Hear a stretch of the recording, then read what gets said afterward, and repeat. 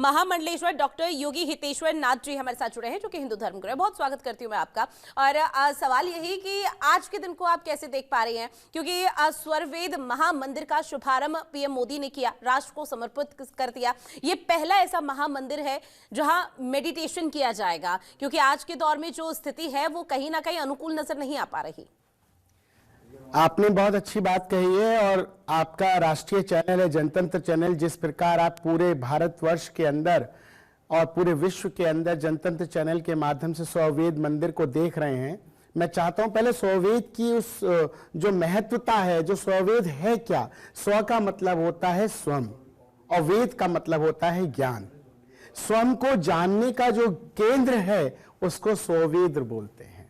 और स्वरवेद जो केंद्र बनाया है, इसके लिए मैं सर्वप्रथम आदरणीय नरेंद्र मोदी जी को धन्यवाद दूंगा, क्योंकि विश्व का पहला ऐसा मंदिर है जो स्वयं को जानने के, क्योंकि वो खुद स्वयं को जानने के लिए कि मैं हूं कौन।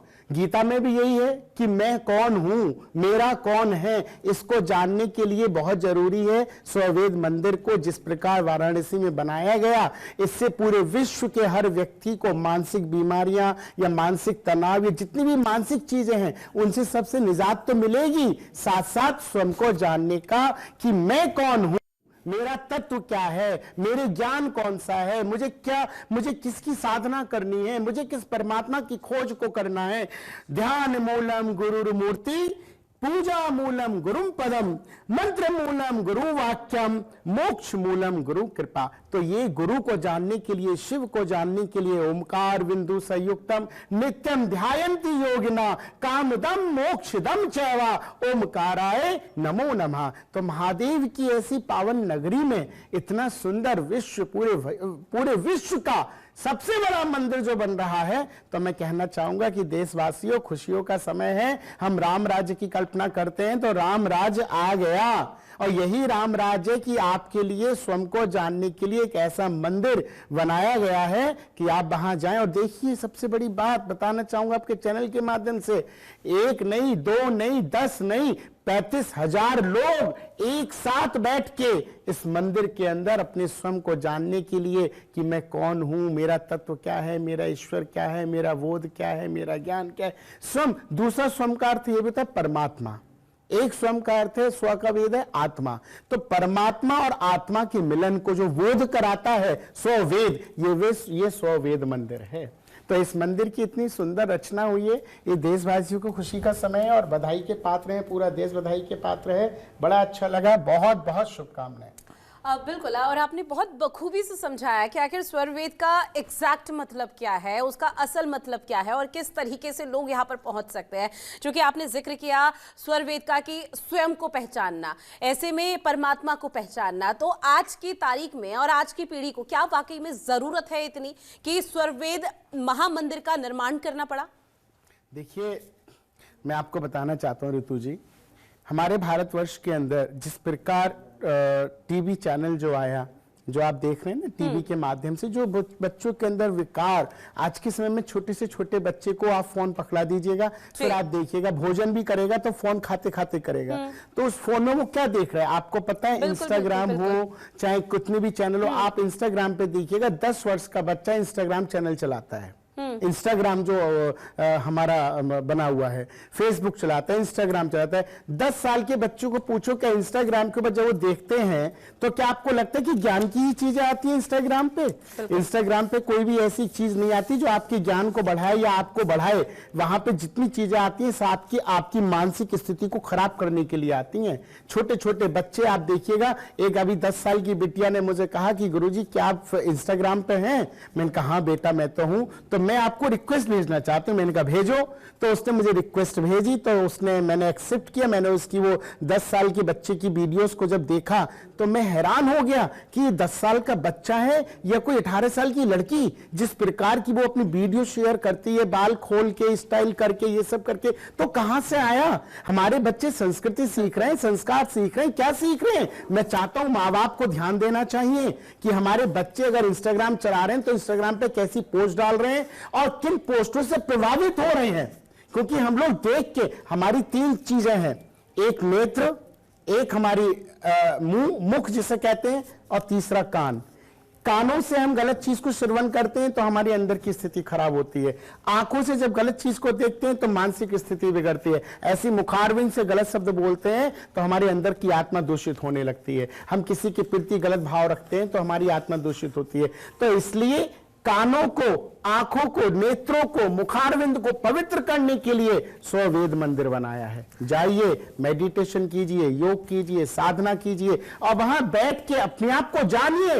और मैं कहना चाहता हूं अभिभावकों से, कृपया करके जिस प्रकार जो हमारा जो मोदी जी ने हम लोगों के हाथ में आज इतना बढ़िया एक फोन, कहते हैं ना कि कर लो दुनिया मुट्ठी में, हमने दुनिया मुट्ठी में तो कर ली है, लेकिन अपने संस्कारों के साथ दुनिया को मुट्ठी में करें। अपने संस्कार बेच के दुनिया को मुट्ठी में ना करें। तो संस्कार रहेंगे तो देश बनेगा, और देश बनेगा तभी भारत सोने की चिड़िया बनेगा। आज मोदी जी एक अच्छे रास्ते पे काम कर रहे हैं। हर युवा को चाहते हैं कि हर युवा एक अच्छा काम करे, एक अच्छे मार्ग पे जाए। तो कैसे जाएगा? अच्छे मार्ग पे जाने के लिए स्वयं को जानना बहुत जरूरी है। स्वरवेद मंदिर का और तस्वीरें भी आपको दिखा रहे हैं जहां पर प्रधानमंत्री नरेंद्र मोदी मंच पर इस वक्त बैठे हुए हैं। और न सिर्फ यहाँ पर जो मंच पर तमाम दिग्गजों की मौजूदगी है, उसके बाद पीएम मोदी का यहाँ से संबोधन भी होगा। आ रहे हैं जो इस वक्त हमारे साथ जुड़े हुए हैं, तस्वीरों के जरिए देखा जा सकता है किस तरह से यहाँ पर जो पूरे कार्यक्रम है उसका आगाज हो चुका है। पीएम मोदी की मौजूदगी इस वक्त मंच पर है। सीएम योगी आदित्यनाथ और तमाम गणमान्य लोग उनके साथ इस वक्त मौजूद हैं। ऐसे में एक बार फिर से रुख मैं आपका करूंगी योगी हितेश्वर नाथ जी, क्योंकि आपने बखूबी यहाँ पर समझाया किस तरह से यहाँ पर जो आज की तारीख में जिक्र किया जाए तो इस तरह के महामंदिर की जरूरत है, जिसका शुभारंभ पीएम मोदी की तरफ से किया गया, राष्ट्र को समर्पित किया गया। ऐसे में अगर खासियत का जिक्र किया जाए तो खासियत क्या है? किस तरह से जो, क्योंकि नक्काशी और जो तस्वीरें लगातार सामने आई है वो अद्भुत नजारा, क्योंकि आध्यात्मिक नगरी है और उसको और अध्यात्म कैसे डुबोया जा सकता है उसकी बानगी इस वक्त देखने को मिल पा रही है। देखिए, 2014 से पहले अगर हम बात करें काशी की, तो काशी एक, वैसे तो हमारी प्रार्थना नगरी है, हमारी शिव की नगरी है, भगवान त्रिशूल पे बसा हुआ एक शहर है, लेकिन जो उसकी स्थिति 2014 से पहले थी वो बहुत ही अलग थी। लेकिन जब से आदरणीय मोदी जी वहां के सांसद चुन के आए और उन्होंने वहां का संकल्प लिया और उन्होंने जब ये बात कही कि मैं आया नहीं हूं, मुझे मां गंगा ने बुलाया है, मुझे भोलेनाथ ने बुलाया है, तो शिव ने उनको आमंत्रित किया कि आओ और इस पूरी माया, ये जो हमारी बनारस भव्य सांस्कृतिक नगरी है, इसका कायाकल्प करो।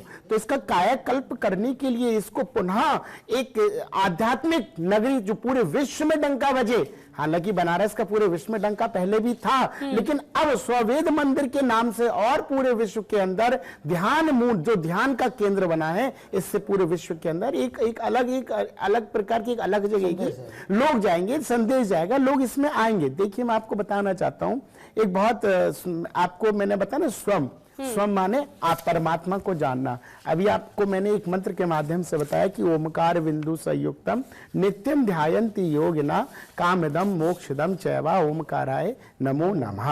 आप देखिए, शिव कौन है? अगर आपको राम को जानना है तो पहले शिव को जानना पड़ेगा। शिव है, 2 अक्षर से बना है शिव।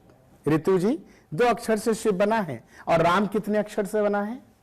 राम में भी कितने अक्षर हैं? 2। शिव में भी 2 अक्षर हैं, राम में भी 2 अक्षर हैं। तो शिव ने कहा मैं श्रृंगार करता और राम ने कहा मैं पालन करता। तो राम पिता हो गया, तो जैसा पिता, वो कहता है जैसा पिता वैसे मेरी संतान। तो राम ने क्या किया? मैं अपनी संतान को अपनी तरह बनाऊंगा।